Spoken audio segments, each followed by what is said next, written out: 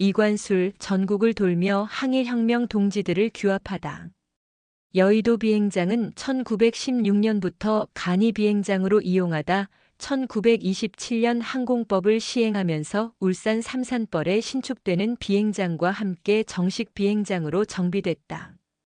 1928년 12월 울산 비행장 개항식에 이어 1929년 4월 후쿠오카에서 울산을 거쳐 여의도에서 다시 요동반도 끝에 다롄으로 연결되는 국제 전기 노선이 열렸다.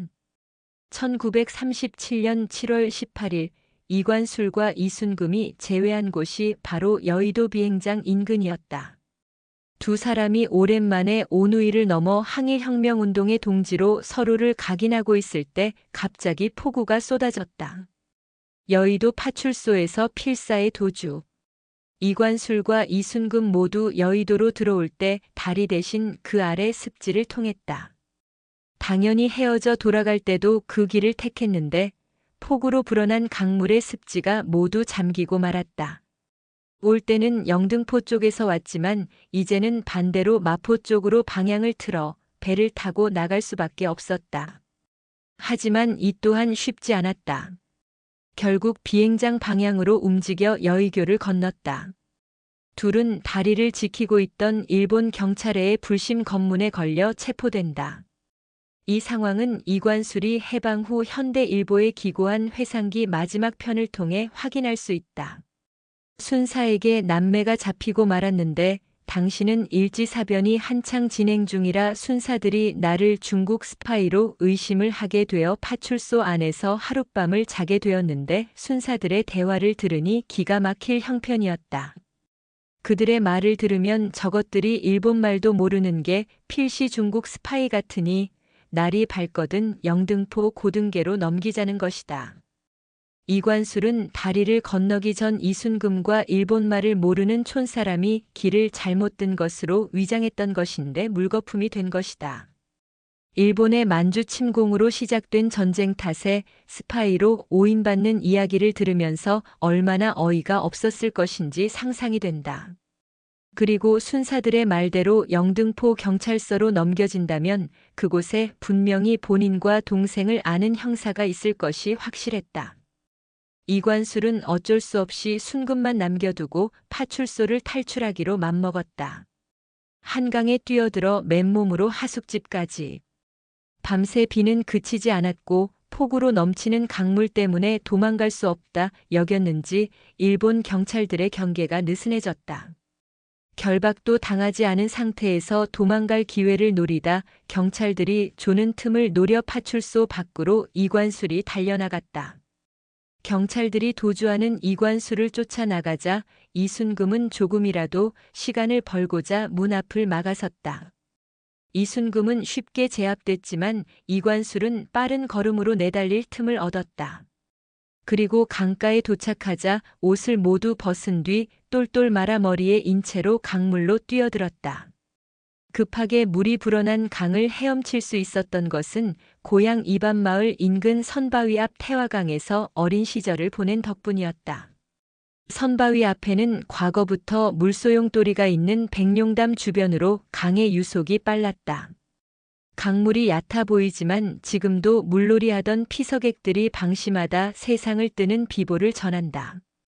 이관술은 어릴 적 뛰놀며 키운 수영 실력과 담력 덕분에 무사히 강을 건넜다. 문제는 수영 중에 머리에 이었던 옷이 떠내려가 맨몸으로 영등포 하숙집으로 향하는 것이었다.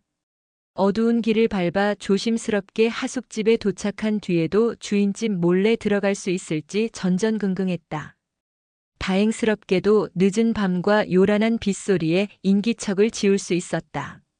재빠르게 방으로 들어가 새 옷을 챙긴 뒤 날이 밝기만 기다렸다가 경성을 빠져나갔다. 대전으로 가는 남쪽 방향으로 목표를 잡았다. 대구에서 1년 반찬가게 운영하며 독서 모임 조직.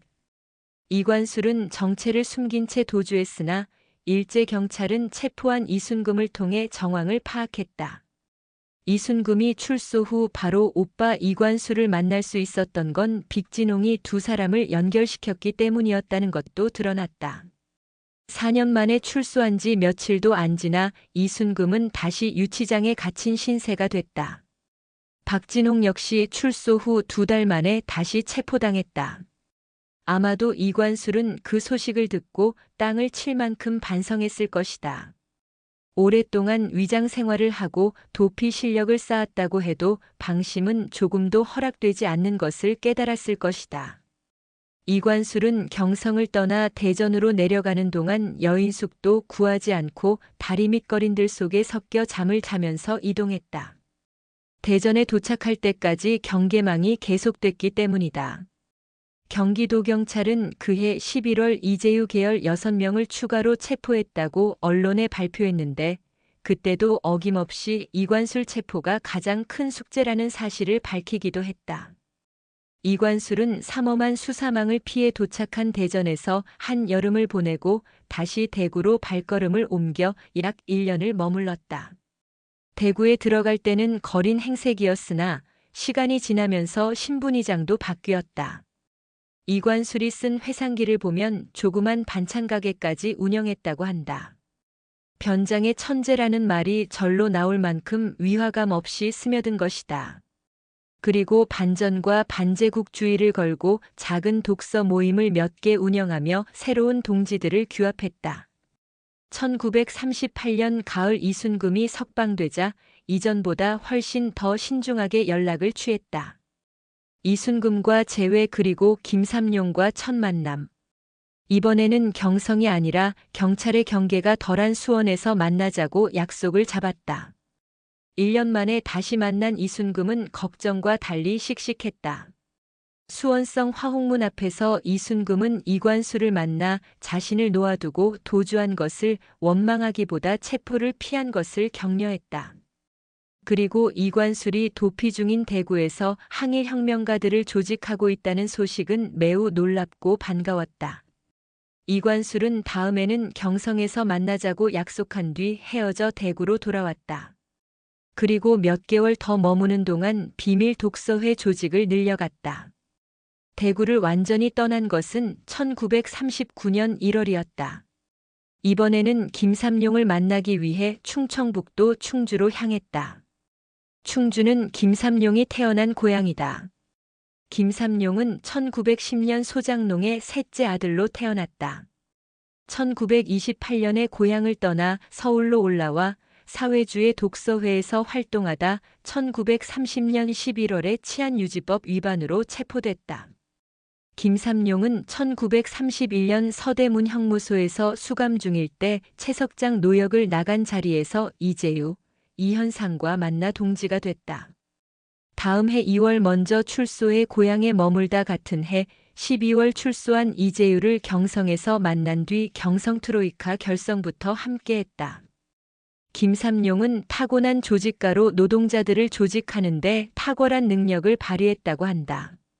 하룻밤에 하나의 트로이카를 만들어낸다는 소문이 돌 만큼 사람들의 마음을 끌어당기는 힘이 컸다. 이관술이 김삼룡을 만나러 간 이유도 그런 능력을 알고 있었기 때문이다. 두 사람은 이재유라는 교집합을 갖고 같은 조직에 속해 있었지만 만난 적은 없었다. 이관술이 주로 경성에서 독서회를 이끌었다면 김삼룡은 인천을 중심으로 적색노조를 조직하다 1934년에 체포됐기 때문이다. 1937년에 추록한 뒤로는 다시 고향에 내려와 머물고 있었다. 태창직물 공장 노동자 소그룹부터 시작. 이관술과 김삼룡의 만남은 금세 의기투합으로 이어졌다. 이관술은 노회면 공덕리에서 은거해 활동하다 이재유가 검거당했던 과정을 설명했고 두 사람이 함께할 때 적은 이재유의 자기 비판서도 전달했다. 경성 트로이카 검거 과정에서 너무 쉽게 조직이 발각됐던 걸 냉철하게 분석한 것이었다. 둘은 새로운 조직을 재건하는 데 있어 공산당 재건을 조급하게 서두르기보다 노동자를 중심에 둔 조직 확장에 무게를 두는 것에 동의했다. 이관술은 김삼룡에게서 다시 조직 재건과 노동자 조직에 나서겠다는 약속을 받은 뒤 먼저 경성으로 돌아갔다. 경성 태창직물 공장은 김삼룡의 부인 이옥숙이 일하던 공장이었다. 이관술과 김삼룡, 이순금은 태창 직무를 시작으로 인근 공장의 노동자 소그룹을 만들어갔다. 감옥에서 나온 이현상이 결합했다. 화요회 계열로 수배 중이던 권오직도 연결됐다. 1939년 5월이 되자 박진홍이 출소한 뒤 동참했고 뒤따라 정태식도 합류했다. 경성 트로이카 1기와 2기에 걸쳐 최대 500여 명이 체포됐고 감옥에 갇혔지만 조직은 재건됐고 다시 활력이 생겼다. 과거 조직원 중에는 경찰의 압박과 회유로 변절자가 나오기도 했다. 그러나 새롭게 조직한 동지들은 일제강점기 후반 국내에서 최후의 활동을 펼친 독립운동 조직이 된다. 이 조직이 경성꼬뮤니스트 그룹이며 줄여서 경성콤그룹이라 칭했다. 이관술은 조직이 확장되는 과정에서 동지들을 규합하는 마중물이 됐다. 그리고 활용점정을 찍듯이 또 한 명의 중요한 인물을 찾아 나선다. 그가 바로 해방 후까지 동행하게 되는 박헌영이다. 배문석 울산 노동역사관 사무국장.